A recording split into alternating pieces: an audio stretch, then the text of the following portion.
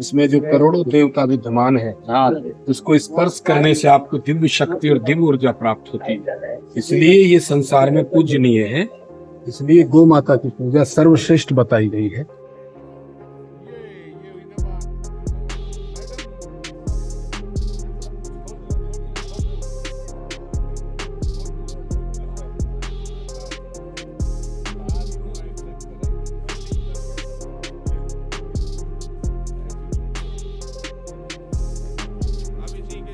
चार से लगेगा, आप ही लगा दें योगी जी। ओम माता नमः, ओम गोविंदाय नमः, ओम श्री कृष्णाय नमः।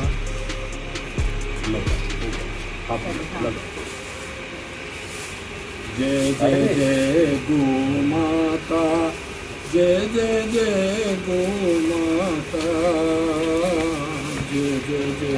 हो गए।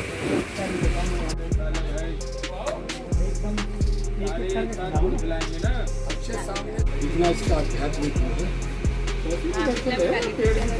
हाँ हाँ, ये तो सोल हो चुका कि इसको हाथ करने से बीपी कंट्रोल होता है। लोग जाते हैं जगह से, और एक थेरेपी अमेरिका में $50 लेते हैं आपको गऊ के साथ खेलने के लिए। उसकी बछड़े को आप ऐसे स्पर्श करेंगे तो पॉजिटिव एनर्जी मिलती है।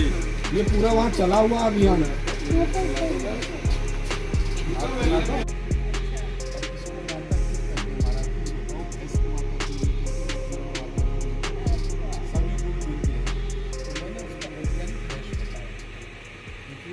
होकर भी वो अपनी गाय को स्वयं चराने ले जाते थे और उनकी गाय का नाम था नंदिनी। ये विशेष आपको जानकारी दे रहा हूँ। और एक बार ऐसी घटना हुई, जिस समय वे गौ माता को चरा रहे थे तो धनुष तीर भी ले जाते थे साथ में, तो बाघ आ गया। बाघ ने उनकी गाय पर आक्रमण कर दिया जबरदस्त। तो महाराजा दिलीप ने बहुत संघर्ष किया और उस बाघ को मार दिया और गौ माता की रक्षा की। तो गौ माता ने अपना दिव्य दर्शन दिया और ये कहा कि आपने मेरे लिए प्राणों की आहुति लगाने के लिए तैयार हो गए तो मैं आपसे बहुत प्रसन्न हूँ। और नंदिनी ने उनको ये वरदान दिया, जाइए आपकी तीसरी पीढ़ी में भगवान श्री राम का अवतरण होगा। ये उन्हीं का फल था। और भगवान कृष्ण तो स्वयं गोपालक ही है, उन्होंने तो स्वयं गोपाली है। गौ माता के रोम रोम में करोड़ों देवता निवास करते हैं। जो इसकी पूजा करता है, भगवान कृष्ण कहते हैं वो मेरी ही पूजा करता है, उसकी भी आप सेवा करें। और हमारे शास्त्रों के अनुसार पहली रोटी गाय को निकाली जाती है। ये पहले से परंपरा है। कभी भी गाय को झूठन नहीं खिलानी चाहिए, झूठी रोटी नहीं देनी चाहिए। गाय को पहली रोटी ही खिलानी चाहिए, क्योंकि ये पूजनीय है। तो गाय की सेवा करने से आदमी ये लोक और परलोक दोनों से तर जाता है। और इसका जो दूध है, इस भी सुनिए, ये अमन निरोधक होता है, क्योंकि मनुष्य का जो शरीर है वो क्षारीय एल्काइन से बना हुआ है और जो एसिड होते हैं उसको खा जाते हैं। तो इसका दूध पीने से आपको ऊर्जा शक्ति ज़्यादा मिलती है। और ये भी सिद्ध हुआ है कि इसके दूध में स्वर्ण भस्म पाई गई। जो हमारा हृदय में सोने के जॉइंट रहते हैं, अगर किसी को हृदय रोग होता है तो उसको स्वर्ण भस्म दी जाती है, तो ये भी उसमें उपलब्ध पाई गई है। तो गाय से दूरी बनाने का मतलब है हमें अपनी ऋषि संस्कृति भगवान कृष्ण से दूरी है। तो गाय के स्पर्श करने से आपकी काफ़ी बीमारियां दूर हो जाती हैं, बीपी कंट्रोल हो जाता है, मन शांत हो जाता है। और जिस खुली हवा में जहां गाय सांस लेती है, वहां की सारी नेगेटिव नकारात्मक ऊर्जा वहां से भाग जाती है। और भैंस का इतिहास कोई बड़ा इतिहास नहीं है।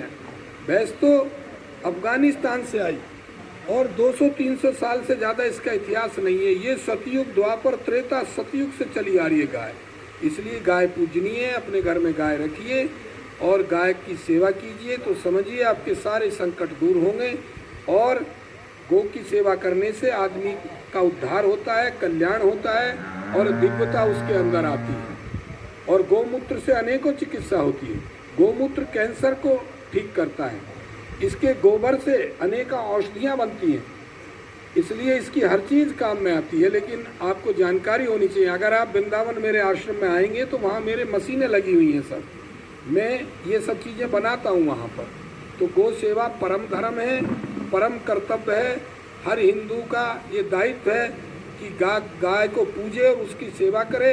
इससे ही वो इस लोक परलोक से तर सकता है। ओम शांति, ओम शांति। गौ माता की जय हो, गौ माता की जय हो, गौ माता की जय। खुलकर नहीं आती है, दूध अच्छे से नहीं दे पाते, कई बीमारियां उसी से हो जाती हैं। हीमोग्लोबिन की कमी हो जाती है, जिससे जो है बहुत सारी परेशानियां उससे संबंधित होती हैं। और जूं चीचड़ी की समस्या, ये सारे का निवारण कृमिनाशक दवापान से आप भरपूर मात्रा में करा सकते हैं। और